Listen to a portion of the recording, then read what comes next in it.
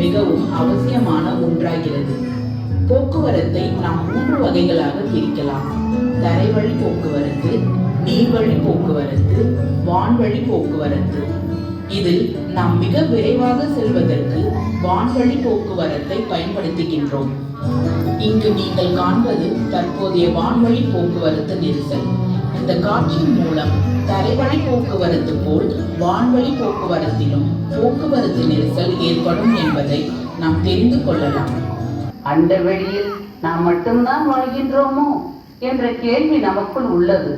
நாம் பூமியிலிருந்து இரவில் ஆகாயத்தை பார்க்கும்போது பல 100 கோடி விண்மீன்கள் உள்ள பால்வெளி அண்டத்தை காண முடிகிறது.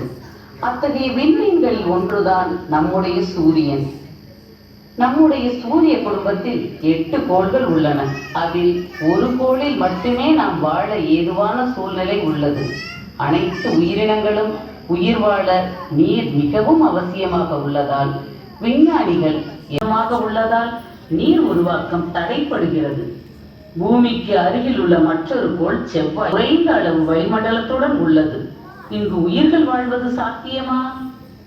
ஏனெனில் இங்கு பகல் நேர வெப்பநிலை நமக்கு ஏற்றாற் போல இருந்தாலும் இரவில் -100 டிகிரி ஃபாரன்ஹீட்டுக்கும் குறைவாக உள்ளதால் இங்கு நீர் உறைந்து விடுகிறது. நாசா பல ஆய்வுக்களங்களை அனுப்பியுள்ளது. உதாரணம், இன்றைக்கு கடந்த 1/4 நூற்றாண்டு அளவுக்குள் ஏறத்தாழ 2000க்கும் கூடுதலான கோள்கள் அண்டவெளி